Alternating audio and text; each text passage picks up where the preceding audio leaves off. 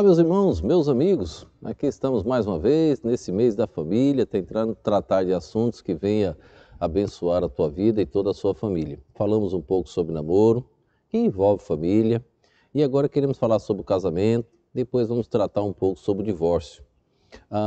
Vou usar um material do nosso saudoso pastor Aníbal Pereira Reis, então vou usar parte de um material dele, que nos traz uma explanação excelente sobre este assunto.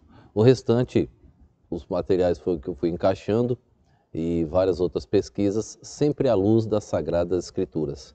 Não quero, em hipótese alguma, confrontar ninguém, mas eu preciso dizer, a Bíblia vai te confrontar, porque o mundo hoje pratica coisas no casamento que não é bíblico.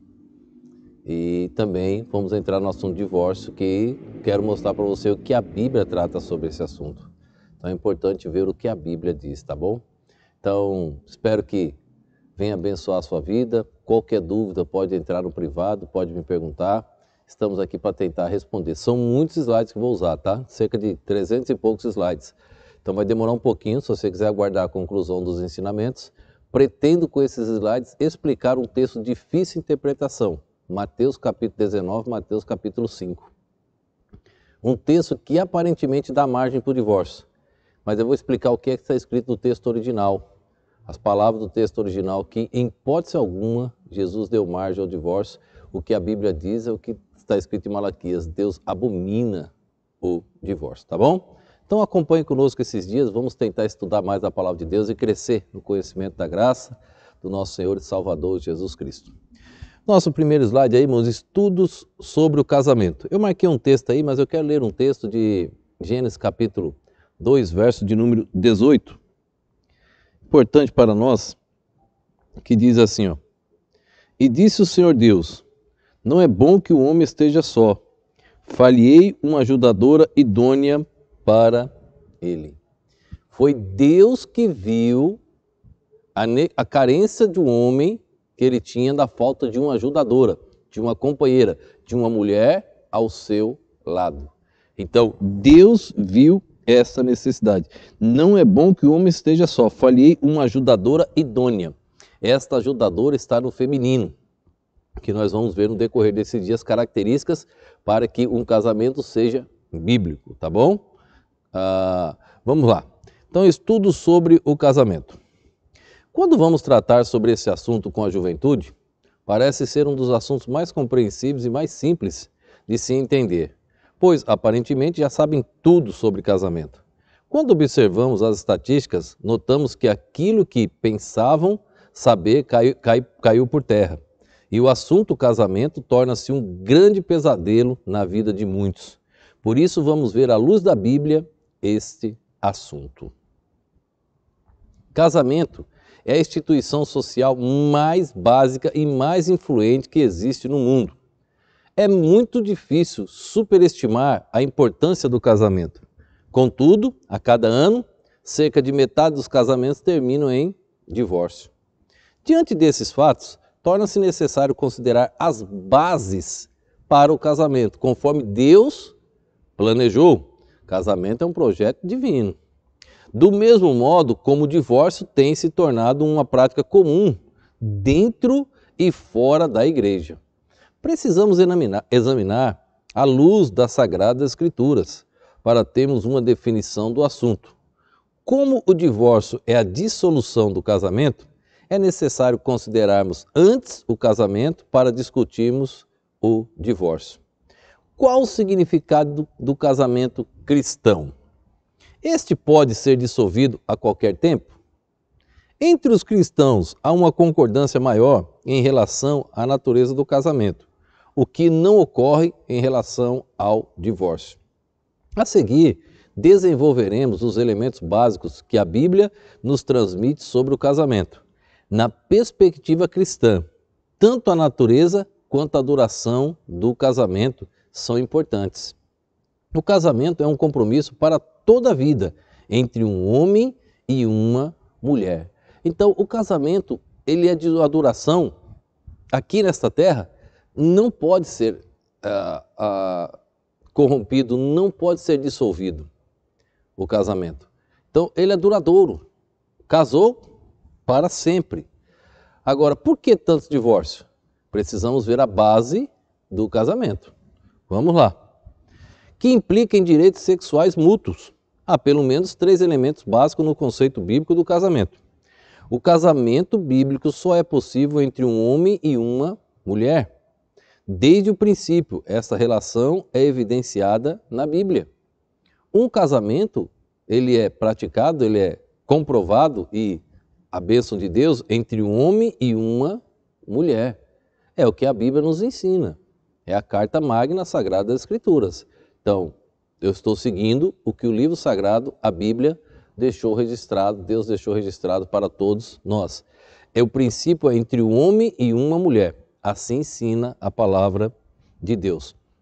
Vou mostrar um texto bíblico, o texto de Gênesis capítulo 1, verso 27. Ele está no texto original hebraico. E eu quero mostrar para você provando no verso bíblico, não nas traduções, a nossa tradução em português não ajuda muito. Mas eu vou mostrar para vocês o que é que está escrito no texto original, quando traduz a palavra homem e mulher, tá bom? Não se assuste com o texto, você não precisa conhecer a língua original, eu vou mostrar a tradução para você, tá bom? E você vai fazer a sua conclusão depois. Você pode pegar um material em hebraico e examinar e você vai encontrar o que eu estou te falando que está escrito no texto original, tá bom? Então dá só uma olhada. Este é o texto original, na língua original de Gênesis capítulo 1, verso 27. Eu vou mostrar as diferenças que tem na nossa língua. Aqui na minha versão diz assim, ó, e criou Deus o homem, a sua imagem, a imagem de Deus o criou, homem e mulher os criou. Homem e mulher os criou. Então, aí está o texto original. Ele começa assim, o hebraico, ele não é igual a nossa língua portuguesa da direita para a esquerda. O hebraico é da esquerda para a direita, perdão, da direita para a esquerda, tá bom? O hebraico lê-se assim, o nosso português de esquerda para a direita. Eu acabei trocando aqui. Então, as línguas semíticas, elas são assim, sempre da direita para a esquerda. Então, o texto original hebraico, ele começa na nossa direita. E eu grifei 2 palavrinhas aí, quando chegar nelas eu vou mostrar para vocês. Então, ele diz aí a primeira, vai verá, que é o verbo bará, criou. Aí a próxima palavra ele diz Elohim, que é traduzido por Deus. E criou Deus. Aí tem uma partícula aí do hebraico que não tem tradução, et ha-adam. Essa que está em vermelho aí, ha-adam. A primeira letrinha aí, esse prefixo, é o artigo em hebraico, é o nosso artigo aqui em português. A-a-o-o-os, tá? A-as-o-os, tá? E aí está ha-adam. Então é o prefixo. Criou Deus, Adão. Aí ele diz, perdão, criou Deus o homem, que ele traduziu Hadam por o homem. Vou explicar para vocês essa questão da tradução. Hadam, o homem, tá bom? Aí ele logo em seguida, ele diz Betsalemo, a sua imagem. Depois ele diz Betsalém, a imagem de. Aí em seguida vem novamente a palavra Elohim, Deus. Aí em seguida vem a palavra novamente, o verbo bará, criou. Aí vem Oto, aí aparece uma palavra interessante. Criou o, aí vem Zahá, que é essa que está grifada de azul aí, ó. Zahá. Aí ele continua depois, Unikevá, que significa fêmea, a fêmea. Aí vem o verbo bará, criou. Então, o que eu quero mostrar para vocês com o texto original? Um casamento só pode ser realizado entre um homem e uma mulher. O texto original, continua no meu slide aí, ó. Esse é o texto original de Gênesis 1, 27. Homem, em hebraico, se escreve assim. Aí eu coloquei só o nome Adão, que é da raiz Adamá, terra, pó da terra, tá? Porque a palavra em hebraico para globo é eretz. E Adamá é terra, pó, do pó da terra. Então criou do pó da terra Adão. Adão significa raça humana, generalizado. Então é como no grego antropos, ou antropon, que vem de quê? Antropologia, estudo do homem, o homem generalizado. Quando a Bíblia quer falar no Novo Testamento na língua grega, usa a palavra aner, que significa homem. Antropol pode ser homem ou mulher. Adão não pode ser homem ou mulher, não. Há uma diferença do grego. mas é uma das palavras que é usada para homem. Quando quer falar do homem, Adão, homem, pai da humanidade. Agora, a palavra usada em hebraico para homem é essa que eu grifo aí em vermelho mais adiante, ish. Essa é a palavra, se eu quero pronunciar homem em hebraico, é ish. E mulher, ishá, que é da mesma raiz. Ish e ishá. Não é a palavra ish que foi usada aí no texto, foi Adão, homem. Então, vai verá e criou Elohim Adão, o homem. Aí vem o segredo. Na nossa versão em português, no final está escrito: homem e mulher os criou. A sua imagem, a imagem de Deus os criou, homem e mulher.